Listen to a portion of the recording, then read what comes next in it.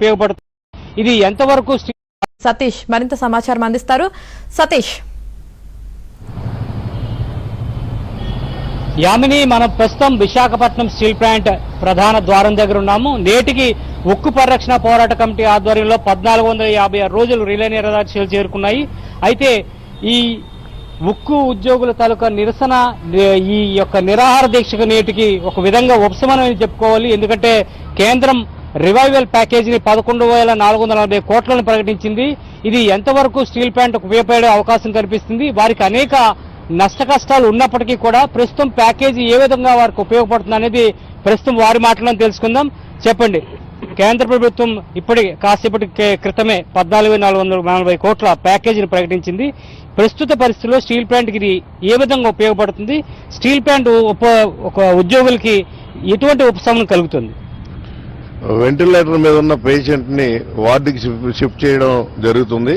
అయితే fatal accident తో గత 3.5 సంవత్సరాలుగా వివక్షత గురై విశాఖపట్నం స్టీల్ ప్లాంట్ ఉత్పత్తి నిలిచిపోయి అనేక విభాగాలను ఆపేసి విచ్ఛిన్నం చేసి లాభాలు 28,000 కోట్ల టర్నోవర్, 940 కోట్ల నికర లాభాలు ఉన్నటువంటి కంపెనీ 2021 జనవరి 27న 100% అమ్మేస్తాం, అమ్మనివ్వకపోతే మూసేస్తాం అని కేంద్ర ప్రభుత్వం ఆంక్షలు విధించిన తర్వాత ఈవేళ 6,000 కోట్ల నష్టాల్లో ఉంది. వెంటిలేటర్ మీద ఉన్నదాన్ని ఇప్పుడు బయటికి తీసుకురావడానికి ఈ ప్యాకేజ్ కొంతవరకు ఉపయోగపడిన శాశ్వత పరిష్కారం మాత్రం ఇది కాదు. సెయిల్లో విలీనం చేయాలి, లేదంటే దీనికి గనులు లేకపోవడం వల్ల నష్టాలకు చవిచూస్తుంది ఈ కంపెనీ. గనులు కేటాయించాలి. అలాగే ఏదైతే ఇంట్రెస్ట్ సబ్సిడీని అడుగుతున్నాం, ఇంట్రెస్ట్ సబ్సిడీ ఇవ్వాలి. ఇవన్నీ చేయలేని పరిస్థితి ఉన్నప్పుడు 3 లక్షల కోట్లకు ఎదిగిన కంపెనీ ఇది. 5,000 కోట్లు పెట్టుబడి పెడితే కేంద్ర ప్రభుత్వం ఆనాడు 3 లక్షల కోట్లు ఆస్తుంది ఈ కంపెనీకి. లెటర్ ఆఫ్ కంఫర్ట్ ఇచ్చినట్టయితే కేంద్ర ఫైనాన్స్ మినిస్టర్ బ్యాంకులు ఇతోధికంగా సహకరించి గత 35 సంవత్సరాలుగా ఏ రకంగా లాభాల్లో నడిచిందో ఈ కంపెనీ 15 సంవత్సరాలు లాభాల్లో నడిచింది. స్టీల్ ఇండస్ట్రీలో దేశవ్యాప్తంగా అప్ అండ్ డౌన్స్ జరుగుతుంటాయి. దీనికి కూడా అలాగే వచ్చింది. అయితే అత్యంత లాభాల్లో ఉన్నప్పుడు దీన్ని ప్రైవేట్ వాళ్ళకి కట్టబెట్టడం కోసం, ముట్ట చెప్పడం కోసం కేంద్ర ప్రభుత్వం కుయ్యెత్తులు పన్ని దీన్ని నాశనం చేసింది. ఈవేళ ఒక ప్యాకేజ్ రూపంలో వస్తున్నటువంటి అమౌంట్ కొంతవరకు ఊరటనిచ్చినా ఈవేళ అప్పుల్లో కూరిపోయి ఉన్నాం.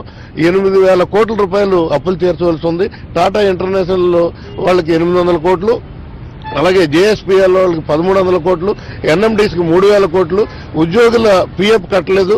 అలాగే ట్రిప్ట్ అమౌంట్ 85 కోట్లు తీసుకున్న జరిగింది. అలాగే జీతాలు 6 నెలల నుంచి జీతాలు లేవు. ఇవన్నిటి కూడా 1,000 కోట్లు అవుతుంది. టోటల్ గా వీరు ఇచ్చిన ప్యాకేజీని వీళ్ళందరికీ సర్దుబాటు చేసిన తర్వాత మరలా ప్లాంట్ రోడ్డు మీదకి వచ్చి అడుక్కునే పరిస్థితి వస్తుంది. శాశ్వత పరిష్కారం దిశగా రాష్ట్ర గౌరవ ముఖ్యమంత్రి గారు పవన్ కళ్యాణ్ గారు, అలాగే పురంధేశ్వరి గారు వాళ్ళు పెద్దలు ఆలోచన చేసి దీన్ని శాశ్వత పరిష్కారం శైలిలో మెర్జ్ చేయాలి, లేకపోతే మైన్స్ ఇప్పించగలిగితే ఇప్పించాలి, ఇంట్రెస్ట్ హాలిడే ప్రకటించాలి. దాని ద్వారానే ఇది పరిష్కారం అవుద్ది.